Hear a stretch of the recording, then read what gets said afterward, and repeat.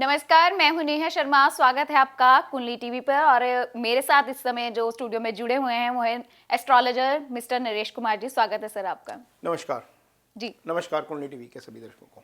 Sir, आज हम अपने व्यूअर्स के लिए बहुत ही अहम जानकारी लेकर जुड़े हुए हैं, क्योंकि आज हम बात करने वाले हैं मंगल पर, यानी कि मांगलिक दोष पर। जी बहुत सारे लोगों को इससे बहुत डर लगता है, क्योंकि इसे जी विवाह का कारण भी माना जाता है। यानी कि जब विवाह कार्य किया जाता है तो बड़ा ऐसे युवक और युवतियों को डराया जाता है कि आपकी कुंडली में मंगल दोष है या आप मांगलिक है, इस वजह से आपकी शादी जो है जल्दी नहीं हो पा रही है, जी इसलिए आपके जो विवाह का मांगलिक कार्य है इसलिए नहीं हो पा रहा है। सबसे पहले तो ये इसकी डेफिनेशन क्या है, मंगल दोष होता क्या है? नेहा, एस्ट्रोलॉजी में जितने प्लैनेट हैं 7 प्लैनेट हम मानते हैं। राहु केतु छाया ग्रह है, उसमें भी 5 प्लैनेट हैं।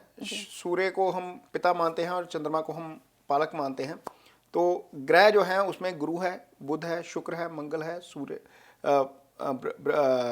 शनि है। ये 5 ग्रह मानते हैं। 2 छाया ग्रह हैं, 2 को हम तारा मानते हैं एस्ट्रोलॉजी में। तो उसमें जो एक मंगल ग्रह है उसकी जो प्रकृति है वो फायरी नेचर का है, वो अग्नि तत्व का ग्रह है। इसलिए जब उसका प्रभाव सप्तम भाव पर पड़ता है कुंडली में तो मांगलिक दोष समझा जाता है। इससे ये ऐसे समझाएंगे कि आपकी कुंडली में लगन में मंगल हो गया जी, 7वीं दृष्टि सीधा सप्तम पर पड़ेगी, ये शादी का स्थान है, तो ये मांगलिक दोष हो गया। चौथे भाव में मंगल हो गया, चौथी दृष्टि सप्तम पर पड़ी, वो मांगलिक दोष हो गया। आपकी कुंडली में सप्तम में मंगल हो गया, सप्तम में तो मंगल बैठ ही गया, फिर वो शादी का ही भाव है, इसलिए मांगलिक हो गया। अष्टम में मंगल हो गया तो सीधी दृष्टि पड़ती है दूसरे भाव पर। अब दूसरा भाव जो है वो कुटुंब का भाव है, फैमिली का भाव है, वहां पर भी मंगल की दृष्टि अच्छी नहीं समझी जाती। 12वें भाव में मंगल बैठेंगे तो आप वो अष्टम दृष्टि से सप्तम भाव को देखेंगे। इसलिए यदि आपकी कुंडली में लगन में चौथे भाव में, 7वें भाव में, 8वें भाव में, 12वें भाव में मंगल हो तो उसको मांगलिक समझा जाता है। इसलिए जो है विचार किया जाता है कि यदि मंगल है तो सामने वाले की कुंडली में भी मंगल हो, मांगलिक हो जी तो शादी करनी चाहिए। लेकिन नेहा ये आधा सच है, जी पूरा सच आगे बताते हैं कि वो रद्द कैसे होता है। ये सच नहीं बताया जाता, वो हम आज आपको बताएंगे, डेफिनेशन के साथ बताएंगे, सारी कुंडलियां लगा के बताएंगे। इस तरह की वीडियो नेहा, ये वीडियो जो है एस्ट्रोलॉजी के जो स्टूडेंट्स हैं उनके लिए भी बहुत लाभकारी होगी। तो ये रीजंस कुछ हमने लिखे हैं उसमें, ये शास्त्रार्थ जो है वो रीजंस हैं कि किस तरीके से मंगल रद्द होता है। जी सर, जैसे आपने कहा कि मंगल दोष रद्द भी हो जाता है, मैंने जी। आज से पहले ऐसा कभी कहीं पर नहीं सुना है कि मंगल दोष रद्द भी होता है। क्योंकि कहा जाता है कि जो व्यक्ति मंगल दोष के साथ पैदा हुआ वो होल लाइफ मांगलिक ही रहता है, या उसे जी। मांगलिक की कैटेगरी में ही रखा जाता है। जी। आज आप डेफिनेशन बताने वाले हैं कि मांगलिक दोष रद्द कैसे होता है। तो सबसे पहले तो ये कि उस रद्द की कहानी क्या है, और दूसरी बात ये कि जब रद्द हो जाता है तो क्या लाइफ में तब भी हमें चेंजेस देखने को मिलते हैं? देखिए नेहा, सबसे पहली बात तो यह है कि कुंडली में 12 भाव है जी। हम पूरे ब्रह्मांड की आबादी को 12 से डिवाइड करेंगे तो एक भाव के हिस्से 8% के आसपास आबादी आई, 8.25 के आसपास आ गई। तो उनमें से 5 घरों में जब मंगल है तो वो मांगलिक हो गया। इसका मतलब यह है कि आपकी पूरे ब्रह्मांड की आबादी या भारत की आबादी भी, जहां पर हम एस्ट्रोलॉजी मानते हैं, वैसे तो सब जगह पर मानते हैं, 45% के आसपास, 42% के आसपास आबादी मांगलिक होगी। क्या ऐसा संभव है? शास्त्र ने बिल्कुल नेहा बताया हुआ है कि मंगल रद्द कैसे होता है। मोटी मोटी डेफिनेशन मैं बताता हूँ, मैं पढ़ के भी सुनाऊंगा। मान लीजिए नेहा, कुंडली में मंगल अपनी राशि का है, मतलब मेष राशि का, वृश्चिक राशि का। मंगल उच्च का है यानी कि मकर राशि का, वो शनि की राशि में भी चला जाएगा, वो दुश्मन राशि में भी आ जाता है, वो रद्द हो जाता है। नीच राशि का हो तब भी रद्द हो जाता है, वक्री हो तब भी रद्द हो जाता है, और यदि मंगल योगाकारक हो जाए तब भी रद्द हो जाता है। मंगल के ऊपर गुरु की दृष्टि पड़ जाए तब भी रद्द हो जाता है, मंगल गुरु के साथ आ जाए तब भी रद्द हो जाता है। मंगल आपकी कुंडली में इन भावों में पड़ा है, केंद्र में यदि शुभ ग्रह है तो भी मंगल रद्द हो जाता है। शुभ ग्रह को कई एस्ट्रोलॉजर बोल देते हैं कि सिर्फ गुरु हो, गुरु नहीं, गुरु के अलावा शुक्र भी हो, बुध भी हो, तब भी केंद्र में हो, मंगल रद्द हो जाता है। तो इतनी सारी डेफिनेशन है कि मंगल रद्द हो जाता है। फिर क्या करेंगे? लगन कुंडली से मांगलिक नहीं निकला, उठाओ जी चंद्र कुंडली निकालो, एक में से तो मंगल निकल ही जाएगा ना नेहा। वहां से तो नहीं निकला तो शुक्र से निकाल लो, यहां से नहीं निकला तो नमाश कुंडली से निकाल लो। जिसने मांगलिक नेहा निकालना है ना, उसने मांगलिक निकाल ही देना है। जिसने उसकी कैंसलेशन एक्चुअल में बतानी है उसने आपको कैंसलेशन भी बता देनी है। और जो आप बता रही है कि रद्द हो जाता है, मंगल कभी रद्द नहीं होता, कभी भी रद्द नहीं होता। आप जिस दोष के साथ पैदा हुए वो लगातार जाता है। आप मुझे बताओ, आप शहद रखो आज, 15 साल बाद उस शहद को खोलो, वो कड़वा हो जाएगा क्या? जी, नहीं होगा ना। मांगलिक मंगल अपनी प्रकृति नहीं छोड़ता, जी, अपनी प्रकृति, वो प्रकृति इसी कंडीशन पे छोड़ेगा जब उसके ऊपर शुभ प्रभाव आ जाएगा। तो ये 28 साल के बाद वाला फार्मूला कि 28 साल बाद उसका प्रभाव कम हो जाएगा, ये भी नहीं है। बहुत सारे क्वेश्चन ऐसे आते हैं जब हम मैच मेकिंग में के लिए बैठते हैं जी, कि पंडित जी 28 साल ते तो हो गए, हुण ते मंगल का प्रभाव रहना नहीं। मैं पंजाबी में बोल रहा हूँ, सॉरी। तो मीन ऐसे कैसे नहीं रहना? वो यदि शहद है नेहा, शहद अपना गुण नहीं छोड़ता। जहर 20 साल बाद खोल लो, जहर अपना गुण नहीं छोड़ेगा। नीम 20 साल बाद खोल लो, नीम अपना गुण नहीं छोड़ेगी। तो उसकी तो प्रकृति है। हमने तो बताया स्टार्टिंग में वीडियो के बताया कि वो उसकी नेचर है, वो फायरी प्लैनेट है। जब वो फायरी प्लैनेट है तो वो अपना गुण तत्व कैसे छोड़ देगा? तो इस कारण मंगल कभी भी रद्द नहीं होता। जिनके मांगलिक है उनके रद्द नहीं होता। आगे ये भी बताएंगे कि रद्द किनके हो सकता है, किनके नहीं होगा, और किन 3 राशियों के ऊपर। नेहा 75% लोगों के ऊपर असर नहीं पड़ता इसका। 90% कुंडलियों में वैसे ही रद्द हो जाता है, लेकिन 75% लगन जो है उनके ऊपर असर नहीं पड़ता। 3% लगन है, 12 में से 25% लगन है। 3 राशियां ऐसी हैं जिनके ऊपर उसका प्रभाव ज्यादा रहता है, वो भी आगे बताएंगे। तो सबसे पहले तो एक जातक की आगे जाने से पहले एक सवाल है मेरा आपसे कि जैसे आपने कहा कि इसकी कैंसिलेशन है जी, आपने तो कह दिया कैंसिलेशन है, क्या इसका कोई प्रमाण भी हमें मिलता है या हम कहीं से चेक भी कर सकते हैं कि हाँ इसकी कैंसिलेशन है? आप शास्त्रों को पढ़िए नेहा, होरा प्राशर शास्त्र में, फल दीपिका में पढ़िए, मुहूर्त चिंतामणि में पढ़िए, जहां जहां मांगलिक का विधान लिखा हुआ है उसकी कैंसिलेशन साथ में लिखी हुई है। सर फिर बाकी एस्ट्रोलॉजर्स क्यों नहीं बताते? नहीं, मैं बताता हूँ आपको एस्ट्रोलॉजी हो क्या गई है। 30 दिन में एस्ट्रोलॉजी सीखिए जी, उसमें बताए जाते हैं काल सर्प दोष, मांगलिक दोष, केमद्रुम दोष, आपका गुरु राहु चंडाल दोष, अंगारक दोष, ये दोष पढ़ा दिए जाते हैं। शनि बता दो, राहु बता दो, ढैया बता दो, 7.5 बता दो, उपाय बता दो, खत्म कर दो बस।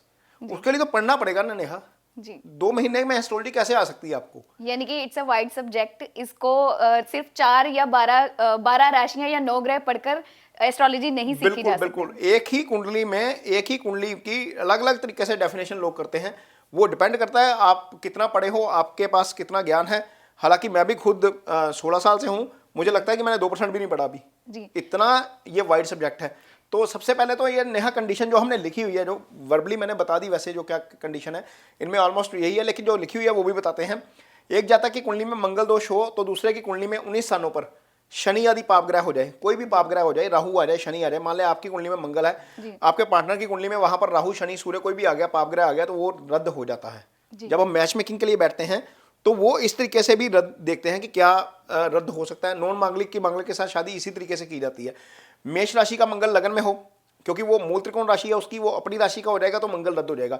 वृश्चिक राशि का चौथे भाव में हो, कैसे बताया कि योगाकारक हो जाता है। कर्क लगन की कुंडली में मंगल जो है वो योगाकारक हो जाता है, क्योंकि वो पंचम भाव का स्वामी होता है।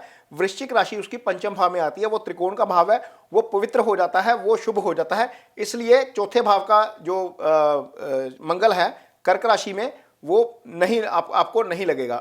यदि सिंह लगन की कुंडली, सॉरी सिंह लगन की कुंडली में चौथे भाव में वृश्चिक राशि आ जाएगी, सिंह लगन में भी मंगल योगाकारक हो जाता है, क्योंकि वो भाग्येश हो जाता है, तो उसके कारण नहीं लगेगा। कर्क राशि का मंगल जो है वो 8वें भाव में यदि आ जाएगा तो उसको नहीं लगता। धनु राशि का मंगल यदि 12वें भाव में आ रहे तो मंगल रद्द हो जाता है।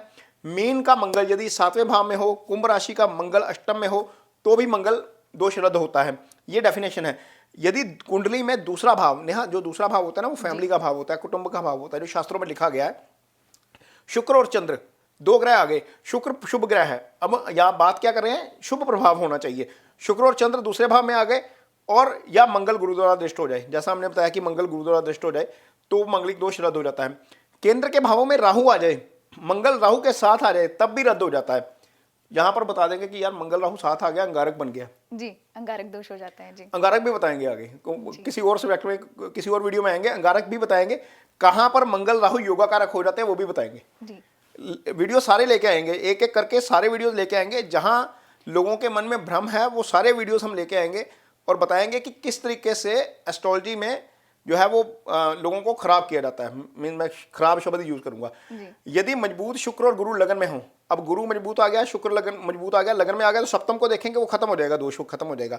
नीच राशि का हो जाए मंगल, अब नीच राशि में आ गया, वो खुद ही वीक है, वो आपका क्या नुकसान करेगा। शत्रु की राशि में आ जाए, मंगल शनि की राशि में बैठ गया, मकर में आ गया, उच्च का हो गया ना, लेकिन राशि वो शनि की है, वो खत्म हो जाएगा।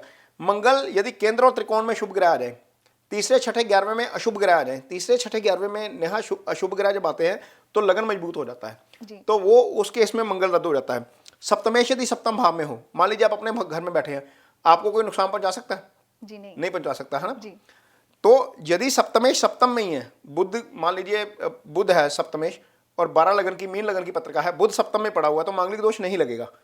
और मंगल अपने घर में यानी मेष राशि में हो, वृश्चिक राशि में हो, उच्च का हो, नीच का हो, तो भी मंगल रद्द हो जाता है, वो पहले ही बता दिया हमने। वर और वधु की राशि मैत्री हो, यदि दोनों की राशियां में मैत्री हो जाए और गुण भी 28 से ज़्यादा मिल जाए तो भी मांगलिक दोष नहीं होता। तो ये कैंसलेशन है नेहा सारी मांगलिक की। यदि किसी को देखना आता हो उसको, तो मांगलिक दोष 90% केसेस में रद्द हो जाता है जी। कोई दिक्कत नहीं है, पता लग जाएगा। यहाँ पर अब मेष राशि से दिखाना शुरू करेंगे, 12 के 12 लग्नों में दिखाएंगे कि मंगल कहाँ पर पोजीशन होगी उसकी और वो कैसे रद्द होगा। जी सर, उस पर जाने से पहले एक सवाल है कि जैसे ये तो हमने सुना है कि जब मंगल दोष हो जाए, ऐसे एस्ट्रोलॉजर बताते हैं कि शादी में देरी आती है, तो क्या ये विवाह से संबंधित ग्रह ही होता है मंगल दोष, या फिर किसी और भाव को भी या हमारे लाइफ के किसी और हिस्से पर भी ये अपनी दृष्टि डालते हैं? देखिए नेहा, मंगल की 3 दृष्टियां हैं, 4, 7 और 8। जी। जहां पर वो दृष्टि पड़ेगी वो दृष्टि नेगेटिव ही है। मंगल भले आपकी कुंडली में योगाकारक हो जाए लेकिन उसकी दृष्टि नेगेटिव ही रहेगी। जी। ये क्लियर है। जहां पर मंगल की दृष्टि पड़ेगी वो भाव डिस्टर्ब होगा, आपको मेंटली डिस्टर्ब कर सकता है, आपको फिजिकली भी डिस्टर्ब कर सकता है। मंगल अष्टम में पड़ा हो तो बंदे को पाइल्स हो जाती है, मंगल अष्टम में पड़ा हो तो व्यक्ति का एक्सीडेंट हो सकता है, और केतु खुदा ना खास्ता साथ पड़ा हो तो वो ज्यादा ब्लीड करवाएगा। तो ये उसकी प्रकृति है, वो उसने करना है। मंगल ब्लड सेल का कारक होता है, मेडिकल एस्ट्रोलॉजी को हम पकड़ेंगे तो मंगल ब्लड सेल का कारक होता है बॉडी में। ब्लड का जो लिक्विड पार्ट होता है वो हम चंद्रमा से कंसिडर करते हैं और मंगल जो है ब्लड सेल से हम कैलकुलेट करते हैं। अब अष्टम भाव बॉडी में रेक्टम का पार्ट होता है। अब वहाँ पर यदि मंगल और केतु आ जाए तो बंदे को पाइल्स हो जाएगी, नहीं तो सर्जरी हो जाएगी, डेफिनेटली हो जाएगी। और ट्रांजिट में भी आ जाए तब भी करवा देते हैं। तो ये उसकी प्रकृति है, ये सिर्फ मांगलिक के लिए कंसिडर नहीं करना चाहिए। और मंगल ही बॉडी मास ही भी है, बॉडी में जो मास है आपकी वो भी मंगल है। और मंगल जिसकी कुंडली में मजबूत हो जाए, लगन में बैठ जाए, कहीं वृश्चिक लगन का मंगल हो जाए और मंगली उसमें मंगल लगन में बैठ जाए, तो उसके जैसा बंदा ताकतवर नहीं होता, फिजिकली पावरफुल नहीं होता। जी। तो वो ऐसा बंदा बीमार भी नहीं होता, हो जाएगा तो ठीक हो जाएगा। जी। तो अगली कुंडली की तरफ चलते हैं, कन्या लगन की तरफ। अगर कन्या लगन में जो कैंसिलेशन होती है कैसे होती है उसके बारे में जानकारी लेते हैं। नेहा, कन्या लगन में कन्या लगन एक ऐसा लगन है जहां पर मांगलिक दोष का विचार कर लेना चाहिए। आगे बताएंगे कि क्यों करना चाहिए। जी। मंगल लगन में आ गया, यहां पर मंगल गुरु के साथ आ गया मान लीजिए, तो ये रद्द हो जाएगा। ये केंद्रीय भावों का स्वामी है दोनों, सप्तम का भी स्वामी है। सप्तमेश सप्तम को देख रहा है तो वो रद्द कर देगा। वैसे भी मंगल के गुरु के साथ आ जाए तो भी रद्द हो जाता है। अब यहाँ पर चौथे भाव में मंगल आ गया, 2 कंडीशन से यहाँ पर रद्द हो रहा है नेहा। एक तो मंगल गुरु की राशि में आ गया, एक गुरु के प्रभाव में आ गया, दोनों कंडीशन में रद्द हो जाएगा। गुरु की राशि में बैठा मंगल भी रद्द हो जाता है क्योंकि मंगल गुरु का मित्र है। शुक्र यहाँ पर आ गए, मंगल यहाँ पर आ गए। अगेन यहाँ पर गुरु की राशि में मंगल है जी। मीन राशि में, शुक्र देख रहे हैं। कहने वाले कह सकते हैं कि शुक्र यहाँ पर नीच हो जाते हैं, ठीक है हो जाते होंगे, लेकिन यहाँ पर दिग्बली भी होते हैं। सप्तम भाव को देखते हैं, सप्तम भाव के कारक शुक्र हैं, वो मांगलिक दोष नहीं रहने देंगे। गुरु यहाँ पर चौथे भाव में अपनी मूल त्रिकोण राशि में, मंगल अष्टम में, यहाँ पर मंगल अष्टम में बैठे हैं, अपनी राशि में बैठे हैं, वैसे ही रद्द हो जाता है लेकिन गुरु की दृष्टि से रद्द हो गया जी। अब वहाँ पर शुक्र बैठे हैं सप्तम में, शुक्र उच्च के हो गए, मंगल अष्टम में है, कोई दिक्कत नहीं है, मांगलिक दोष नहीं लगेगा क्योंकि शुक्र उस भाव में बैठे हैं जिस भाव के वो कारक हैं। शादी का कारक ग्रह शुक्र होता है मेल कुंडली में। फीमेल कुंडली में गुरु भी होता है हस्बैंड का कारक, लेकिन शुक्र की प्रधानता है। शुक्र यदि सप्तम में बैठ गए हैं और उच्च के बैठे हुए हैं वहाँ पर, तो वो आपको राजयोग दे देंगे, वो आपको मांगलिक नहीं रहने देंगे। आगे देखते हैं तुला में क्या होता है।